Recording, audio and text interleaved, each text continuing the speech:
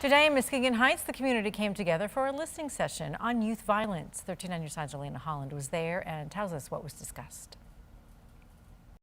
Passionate about their kids and keeping them safe, people here in Muskegon Heights today had an honest conversation about youth gun violence. Some of the big takeaways were continued listening and providing opportunities for the kids. Part of a project funded by the CDC, the Michigan Youth Violence Prevention Center spoke with people in Muskegon Heights today. Do some research to see what's working to reduce gun violence in particular and violence more generally. A topic many felt hit close to home. I'm originally born, raised in Muskegon Heights. I'm a diehard Tiger, and I know what it was like growing up.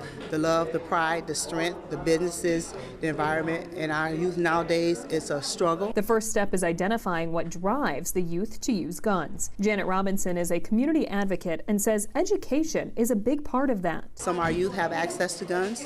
They take a gun because they see some brothers, sisters, or some other people with it, and they shoot, and they don't realize that that's final. It's not something you can bounce back from. So I think that's one of the things that is something we definitely need to correct. We need to educate.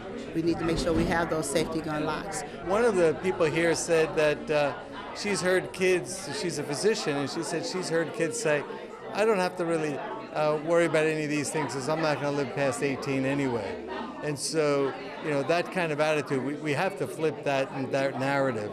You know, it's imperative that we create opportunities for kids. There were plenty of ideas on how to then prevent gun violence. Police Chief Maurice Sain said breaking down economic issues, education, and health care for Black and brown people and addressing the poverty level in the community are all pieces to that. We all have to take accountability. It's no one person's problem. It's no silver bullet. You can't arrest your way out of the situation. We're going to have to come together as a community. The center will take what was talked about today and move forward with a community advisory board and a youth advisory board. Involving the youth themselves, Sain says, is critical. The next phase is to try to get out to where the youth are and involve them in the solution process, because that's the only way we're going to solve the problem. In Muskegon Heights, Elena Holland, 13 on your side.